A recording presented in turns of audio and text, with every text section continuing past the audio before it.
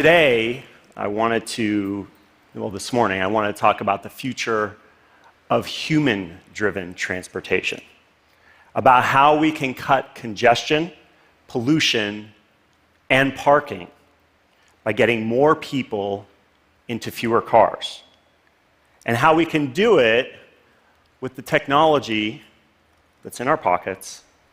And yes, I'm talking about smartphones, not self-driving cars. But to get started, we've got to go back over 100 years, because it turns out there was an Uber way before Uber. And if it had survived, the future of transportation would probably already be here. So let me introduce you to the jitney. In 1914, it was created or invented by a guy named LP Draper. He was a car salesman from LA, and he had an idea. Well, he was cruising around downtown Los Angeles, my hometown, and he saw trolleys with long lines of people trying to get to where they wanted to go. He said, well, why don't I just put a sign on my car that takes people wherever they want to go for a jitney? That was slang for a nickel. And so people jumped on board. And not just in Los Angeles, but across the country. And within 1 year, by 1915, there were 50,000 rides per day in Seattle, 45,000 rides per day in Kansas, and 150,000 rides per day in Los Angeles. To give you some perspective, Uber in Los Angeles is doing 157,000 rides per day today, 100 years later. And so these are the trolley guys, the existing transportation monopoly at the time. They were clearly not happy about the jitney juggernaut. And so they got to work. And they went to cities across the country and got regulations put in place to slow down the growth of the jitney. And there were all kinds of regulations. There were licenses, often they were pricey. In some cities, if you were a jitney driver, you were required to be in the jitney for 16 hours a day.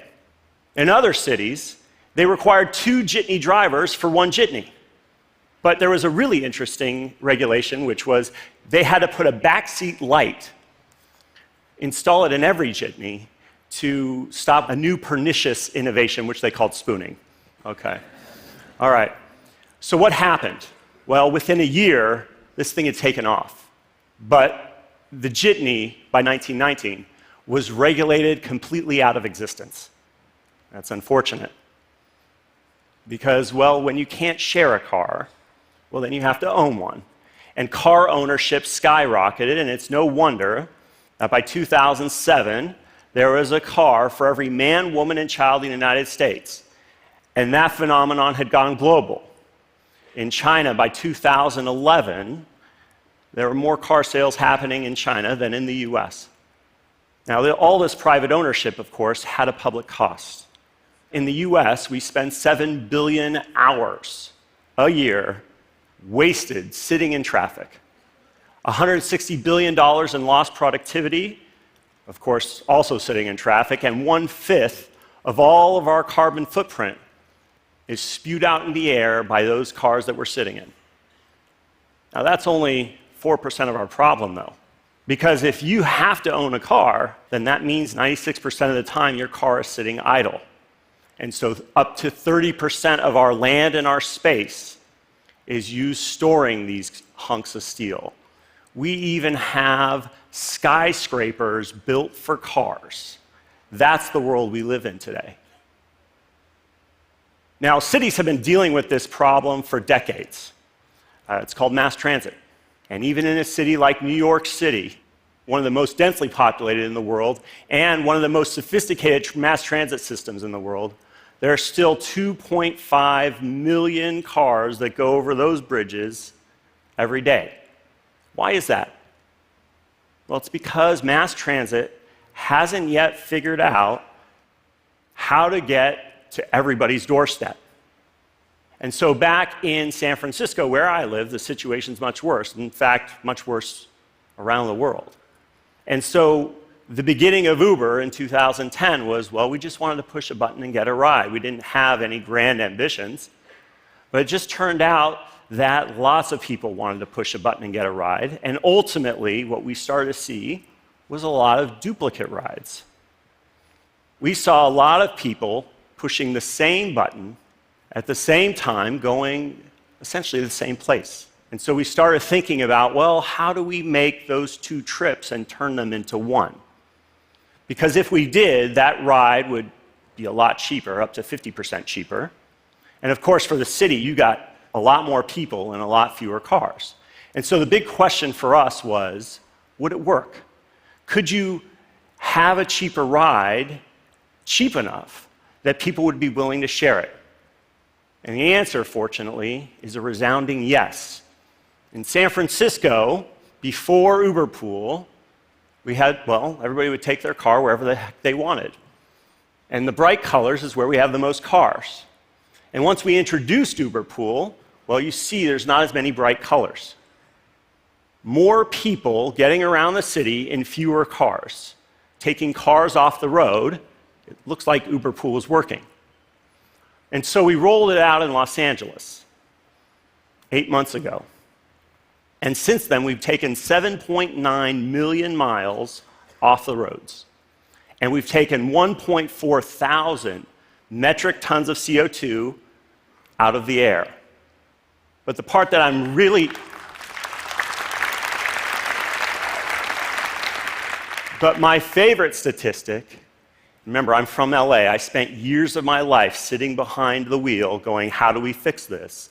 My favorite part is that 8 months later, we have added 100,000 new people that are carpooling every week. Now, in China, everything's supersized. And so we're doing 15 million Uber Pool trips per month. That's 500,000 per day. And of course, we're seeing that exponential growth happen. In fact, we're seeing it in LA too. And when I talk to my team, we don't talk about, hey, well, 100,000 users or 100,000 people carpooling every week and we're done. How do we get that to 1 million? And in China, well, that could be several million. And so Uber Pool is a very great solution for urban carpooling. But what about the suburbs? This is the street where I grew up in Los Angeles, actually a suburb called Northridge, California. And, well, look, those mailboxes, they kind of just go on forever. And every morning at about the same time, cars roll out of their driveway, most of them one person in the car, and they go to work. They go to their place of work.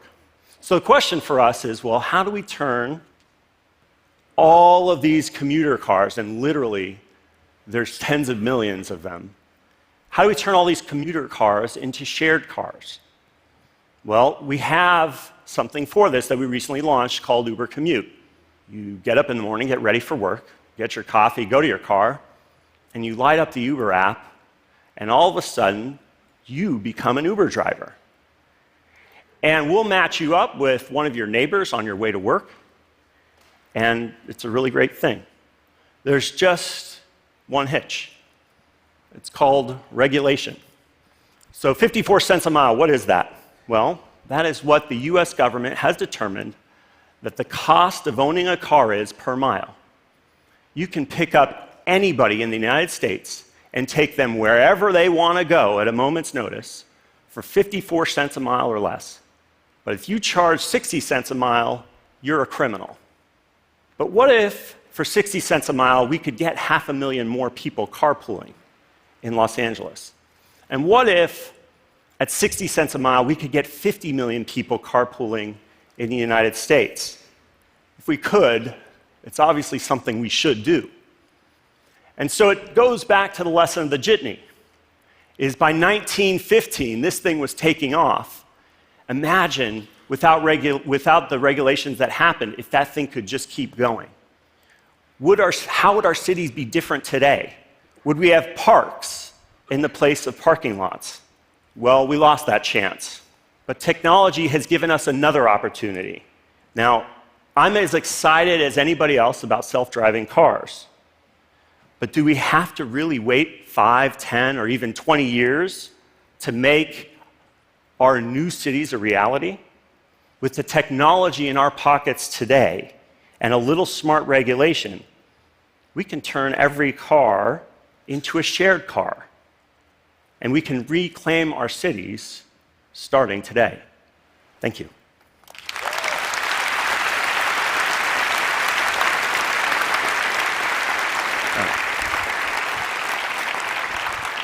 Travis, thank you. Thank you. You know, I mean, the company you've built is absolutely astounding. You only just talked about a small part of it here, a powerful part, the idea of turning cars into public transport like that. It's cool. But I've got a couple of the questions because I know they're out there on people's minds. So first of all, last week I think it was, I switched on my phone and tried to book an Uber and I couldn't find the app. You had this very radical, very bold, brave redesign. Sure. How did it go? Did you notice other people also not finding the app that day? Are you going to win people over for this redesign? Well, first, I should probably just say, well, what were we trying to accomplish? And I think if you know a little bit about our history, it makes a lot more sense, which is when we first got started, it was just black cars. It was literally you push a button and get an S-Class. And so what we did was almost what I would call an immature version of a luxury brand that looked like a badge on a luxury car. And as we've gone worldwide and gone from S-Classes to auto rickshaws in India, it became something that was important for us to be more accessible, to be more hyper-local, to be about the cities we were in, and that's what you see with the patterns and colors, and to be more iconic because a U doesn't mean anything in Sanskrit, and a U doesn't mean anything in Mandarin. And so that was a little bit about what it's about. Now, when you first roll out something like that, I mean, your hands are sweating, you're a little worried. What we saw is a lot of people, actually at the beginning, we saw a lot more people opening the app because they were curious what they would find when they opened it.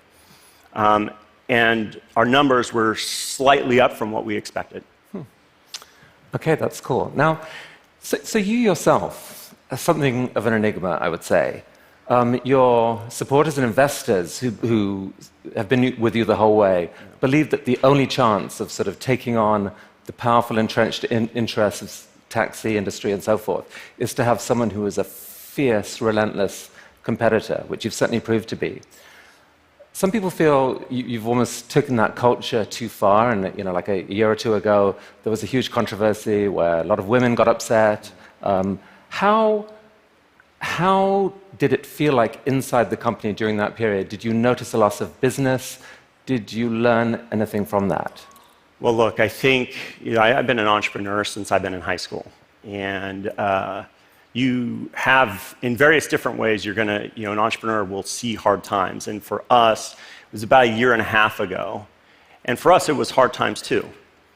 Now, inside, we felt like, I guess at the end of the day, we felt like we were good people doing good work. But on the outside, that wasn't evident. And so there was a lot that we had to do to sort of, we'd gone from a very small company. I mean, if you go literally 2.5 years ago, our company was 400 people. And today it's 6,500. And so when you go through that growth, you have to sort of cement your cultural values and talk about them all of the time. And make sure that people are constantly checking to say, are we good people doing good work? And if you check those boxes, the next part of that is making sure you're telling your story. And I think we learned a lot of lessons, but I think at the end of it, we came out stronger. But it was certainly a difficult period.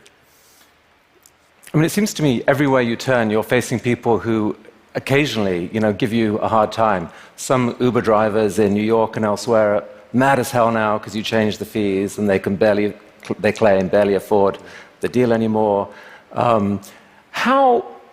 You said that you started this originally, just the coolness of pressing a button and summoning a ride. Yeah. This thing's taken off, you're affecting the whole global economy, basically, at this point. You're being forced to be, whether you want it or not, a kind of global visionary who's changing the world. I mean, who are you? Do you want that? Are you ready to go with that and be what that takes? Well, there's a few things packed in that question. So, first, First is on the pricing side. I mean, keep in mind, right? UberX, when we first started, was literally 10 or 15% cheaper than our black car product. It's now, in many cities, half the price of a taxi. And we have all the data to show that the drivers are making more per hour than they would as taxi drivers. What happens is when the price goes down, people are more likely to take Uber at different times of the day than they otherwise would have, and they're more likely to use it in places they wouldn't have before. And what that means for a driver is wherever he or she drops somebody off, they're much more likely to get a pickup and get back in. And so what that means is more trips per hour, more minutes of the hour where they're productive, and actually earnings come up. And we have cities where we've done literally 5 or 6 price cuts and have seen those price cuts go up over time. So even in New York, we have a blog post we call 4 Septembers. Compare the earnings, September after September after September, same month every year. And we see the earnings going up over time as the price comes down. And there's a perfect price point. You can't go down forever. And in those places where we bring the price down, but we don't see those earnings pop, we bring the prices back up. So that addresses that first part. And then the enigma and all of this, I mean, the kind of entrepreneur I am is one that gets really excited about solving hard problems. And the way I like to describe it is it's kind of like a math professor. You know, if a math professor doesn't have hard problems to solve, that's a really sad math professor. And so at Uber, we like the hard problems. And we like getting excited about those and solving them. But we don't just want any math problem. We want the hardest ones that we can possibly find. And we want the one that if you solve it, there's a little bit of a wow factor. In a couple years' time, say 5 years' time, I don't know when, you roll out your incredible self-driving cars at probably a lower cost than you currently pay for an Uber ride. What do you say to your army of 1 million drivers plus at that time? Explain that again. At which time? At the time when self-driving cars are coming, and it looks like they're going to take over. Yeah. What do you say to your drivers? Well, look, I think the first part is it's likely going to take a lot longer than I think some of the hype or media might expect. That's part one. Part two is it's going to also there's going to be a long transition. These cars will work in certain places and not in others. For us, it's an interesting challenge, right? Because, well, Google's been investing in this since 2007.